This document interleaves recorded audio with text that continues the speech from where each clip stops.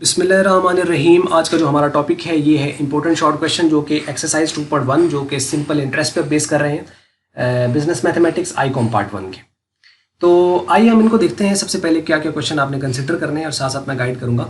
और दूसरी बात ये है कि इसके सॉल्यूशंस जो है वो मैं आपको, यानी क्या होता है वो ना करवा नहीं रहा हूँ, बता रहा हूँ। उसकी वजह यह है कि आपने खुद करना है, मैं गाइड पूरा कर दूंगा, मीन्स कि आपको समझ आ जाएगी, उम्मीद करते हैं। तो लेकिन इसके हवाले से कोई सोल्यूशन वगैरह तो अगर आपने पिछले लेक्चर देख लिए तो फिर आप इनको खुद से भी सॉल्व कर सकते हैं, जस्ट ये देख कर, ठीक है। लेकिन फिर भी साथ साथ अगर आपको कहीं प्रॉब्लम आ रही है तो मैं बता रहा हूँ, क्वेश्चन आपने सॉल्व करना है, हो जाए दैट्स गुड, नहीं होता कमेंट्स में लिखिएगा, मैं साथ साथ उसको फिर भी अपडेट करूंगा। पहला क्वेश्चन है व्हाट इज प्रिंसिपल। तो प्रिंसिपल अमाउंट जो है उसकी जो ओरिजिनल अमाउंट होती है, जो आप इन्वेस्ट करते हो या आप एज अ लोन के तौर पर लेते हो एट द स्टार्ट, तो उसे हम कहते हैं प्रिंसिपल अमाउंट। तो प्रिंसिपल अमाउंट, उसके बाद डिफाइन इंटरेस्ट। इंटरेस्ट क्या होता है? इंटरेस्ट एक रेंट होता है। डेफिनेशन वगैरह इनकी आपको मिल जाएंगी पिछले लेक्चर्स के अंदर बेसिक में। Explain simple interest. Simple interest की डेफिनेशन लिखनी है, उसको एक्सप्लेन करना है। इसका आप सिंपल इंटरेस्ट लिखोगे, साथ इसका फॉर्मूला भी आप लिख सकते हो। Write the formula to find simple interest. Simple interest find करने का फॉर्मूला ऐसा is equal to PIN PIN, वो आप लिख दोगे। Write the formula to find the total amount under simple interest. Simple interest के केस में ए कैसे फाइंड करते हैं? तो A is equal to P into 1 plus IN। Decide interest due in case of ₹1000 loaned for 4 months eight 6% per annum। वो क्या कहते हैं कि इंटरेस्ट बताओ जो ड्यू होगा इन केस ऑफ 1000 लॉन फोर का मतलब है, यानी आपने लोन दिया है 4 मंथ के लिए, लेकिन 6% पर एनम, रेट है सालाना। अब यहां पे हमें एक ही चीज देखनी होती है कि जो आई है और एन है वो सिंक होना चाहिए। आई तो है सालाना, तो ये साल में होने चाहिए थे। ये जो 4 मंथ लिखा हुआ है यहाँ पे, अगर 4 ईयर होता तो फिर तो हम कोई मसला नहीं था। इंटरेस्ट डिसाइड करना था, आपके पास ये अमाउंट है, ये P है, ये N होता, ये I होता, तो SI is equal to PIN, उसको कैलकुलेट कर लेते। लेकिन यहां पर हमें सबसे पहले I और N को सिंक करना है। अब सिंक कैसे करेंगे? ये है जैसा रेट होता है वैसा N करते हैं, जैसा रेट होता है वैसा हम N को चेंज करते हैं। N है 4 मंथ।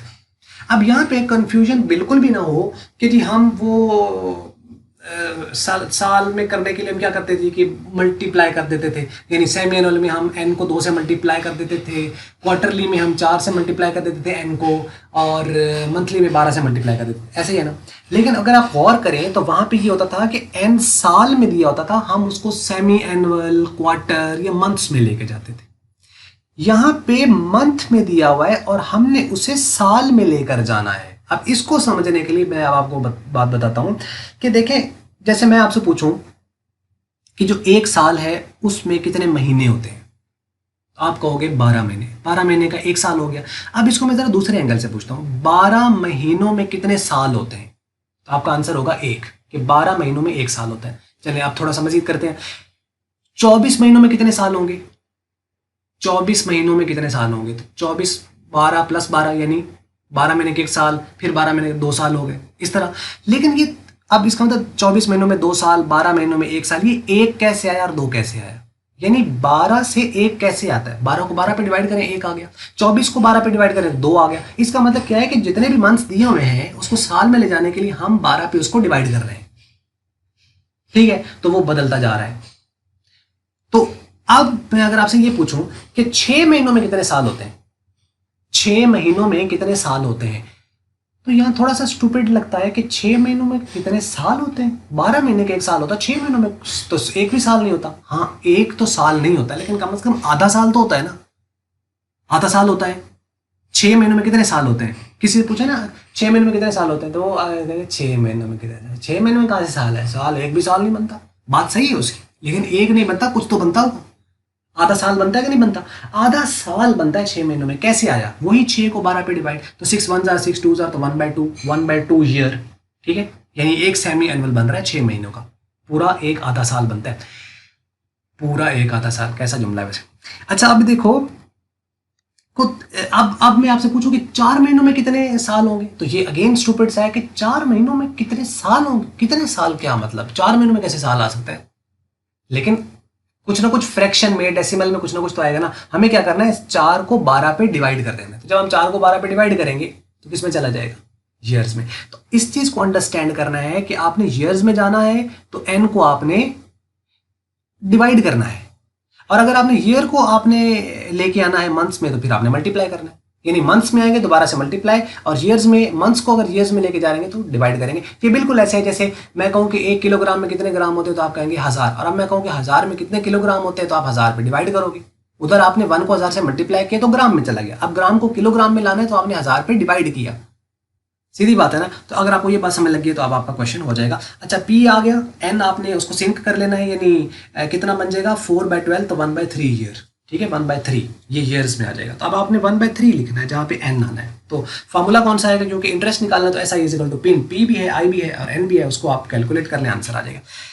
नेक्स्ट है what will be the accumulated amount total amount after 3 years, 3 साल के बाद एन मिल गया, on an investment of 2,50,000 on investment जो कि प्रिंसिपल अमाउंट है 9% सिंपल इंटरेस्ट। अब 9% के साथ ना तो पर एनम लिखा है, ना पर क्वार्टर लिखा है, ना पर सेमी एनुअल लिखा है, कुछ भी नहीं, तो हम इसको सालाना ही कंसिडर करेंगे। इसका अंदर सिंक्ड है, ये भी साल में दिया हुआ है और ये भी सालाना ही है, चाहे कुछ नहीं लिखा तो हम सालाना ही कंसिडर करेंगे इसको, यानी अगर उसके साथ पर एनम पर क्वार्टर ना लिखा हो तो आपने उसको सालाना ही कंसिडर करना है। तो आपने सिंपल इंटरेस्ट निकालना है, S I is equal to P I N, तो पी है आई है और एन है, बस इनको तीनों को मल्टीप्लाई कर दो, 2,50,000 मल्टीप्लाई 9% मल्टीप्लाई 3, उसका आंसर आ जाएगा। 2 सम्स है ₹10,000 and 5,000 allowed to grow for a year, N मिल गया, और 2 सम्स है, एक P1 है एक P2 है, एट द रेट ऑफ 5% 10%, तो I1 I2 आप कर लें।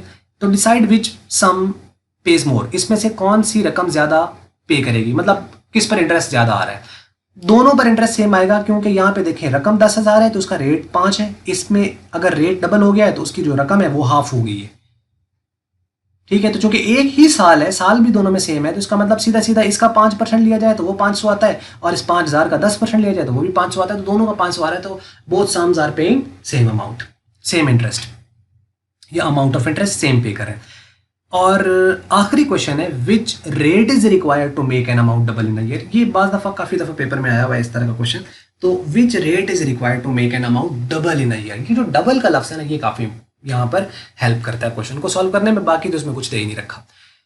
रेट पूछ रहा है, आई हमें फाइंड करना है, to make an amount double, तो जो अमाउंट हम इन्वेस्ट करते हैं वो होती है प्रिंसिपल अमाउंट पी, वो कहता है वो डबल हो जाती है, तो जब वो डबल होगी तो ए बनेगा 2p, p प्लस p बन जाएगा ना, क्योंकि देखो डबल, जैसे मैंने 100 रुपए इन्वेस्ट किया और वो डबल होगा तो कितना बन जाएगा 200, तो इसका मतलब है कि वो 200 क्या है, वो ए है।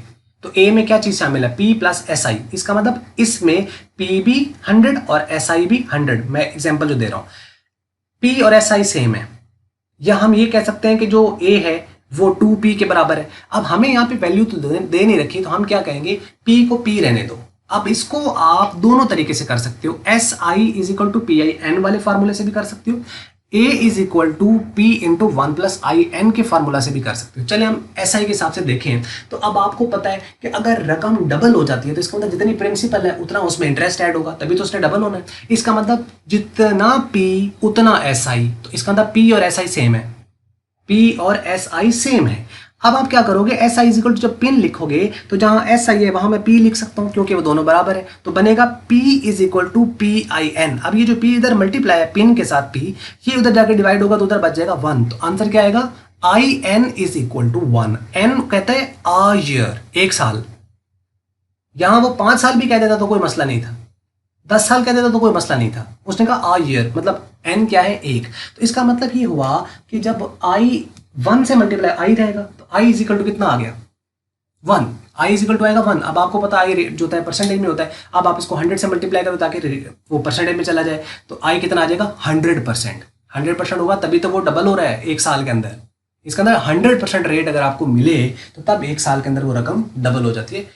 तो ये आ गया ए इस तरीके से। अब ए से कैसे फाइंड होगा, अच्छा ए से होगा क्योंकि आपको पता है कि जो ए होता है ना वो होता है principal amount plus simple interest. अब हमें पता है क्योंकि उसने रकम ने डबल होना है तो इसके अंदर पी प्लस एस आई, तो डबल तभी होगा जब पी और एस आई बराबर है, तो इसका मतलब एस आई की जगह पी लिखा जा सकता है, तो बन जाएगा ए इज इक्वल टू जो पी प्लस एस आई था वो बन जाएगा A is equal to P plus P, क्योंकि एस आई की जगह पी पुट किया जा सकता है क्योंकि दोनों सेम है, तो ए इज इक्वल टू हो जाएगा 2p, तो इसके अंदर ए की जगह 2p लिखा जा सकता है। तो फॉर्मूला क्या बन जाएगा, a is equal to P into 1 plus I N, क्या बनेगा a की जगह हम पुट कर देंगे 2p, तो 2p is equal to p into 1 plus I N, तो जो p इधर मल्टीपल उधर जाकर डिवाइड होगा तो कट जाएगा, तो 2 बच जाएगा, तो 2 is equal to 1 plus I N, ये आ जाएगा। अब यहाँ 1 इधर ऐड है, उधर जाके माइनस होगा तो बचेगा I N is equal to 1, और एन 1 है तो वो आई फिर 100, वो 1 आ गया, 100 से मल्टीप्लाई करें तो 100%, तो इस तरीके से भी 100% आ रहा है। अच्छा देखें, इसमें अगर एन आपको वो 5 ईयर दे देते तब भी ये सॉल्व हो जाता है, 10 साल देते तब भी सॉल्व हो जाता है। तो यानी एन जरूरी नहीं कि 1 साल ही हो, वो 5 ईयर दे के, 3 ईयर दे के, 10 ईयर दे के, ऐसा कुछ करके भी आपसे रेट पूछ सकता है, तब भी रेट निकल आएगा, उसमें परेशान नहीं होना।